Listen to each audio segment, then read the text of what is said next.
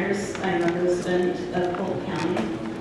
I've been anticipating this day, thinking that these words could be some of the most important words of my life. I truly believe this is the most pivotal decision in the history of Nebraska. This decision, to be made by State Department officials miles away in D.C., could very well transform Nebraska into a devastating industrial wasteland. This is not the legacy I want to leave future Nebraskans.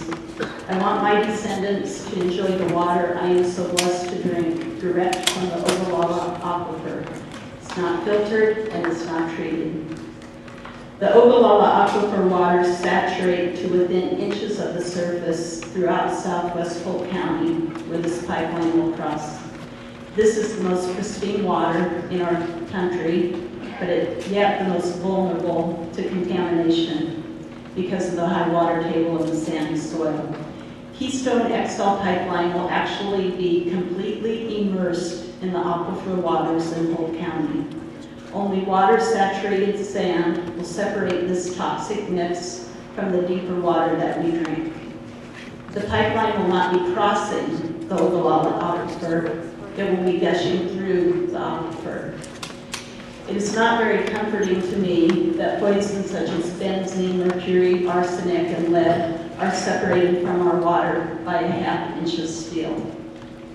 Pinhole, what a misleading term to describe the very small leaks not detected by the monitoring equipment that can actually spill several barrels of this toxic mix into our drinking water daily.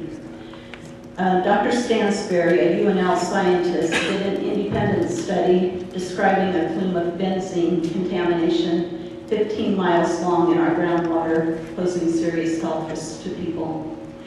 I spoke with Brad Van, an environmental scientist.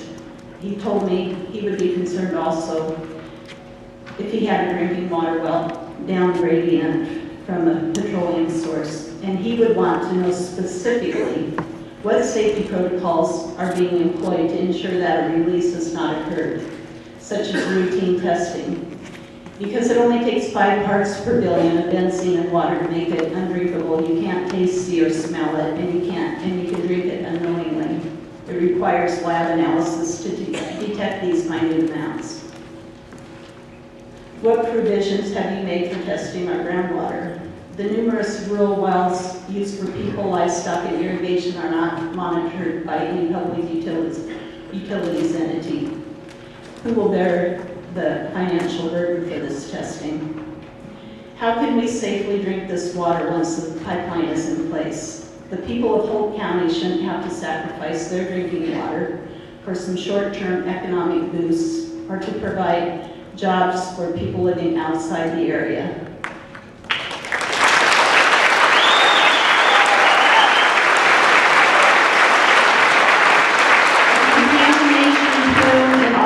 Water could very well destroy the livelihood and jobs of several people living here. It seems the idea of money is factoring in more heavily in this momentous decision than concern for the health and welfare of people. Shouldn't people be considered the most valuable aspect of our environment? Shouldn't the welfare of human beings be the primary focus in an environmental impact statement? Allowing poisons to infiltrate our drinking water, undetected, unmonitored, to me is a crime against humanity. The idea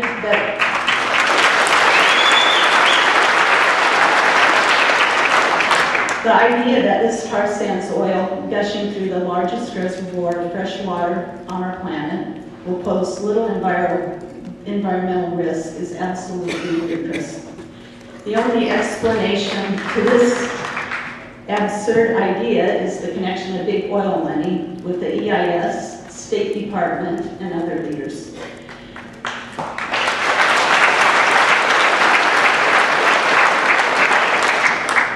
The actual water experts are the people of Holt County. These are families who have lived here for generations, and they love their land and they love their water. We know the serious risk and the permanent devastating consequences of a spill into our groundwater.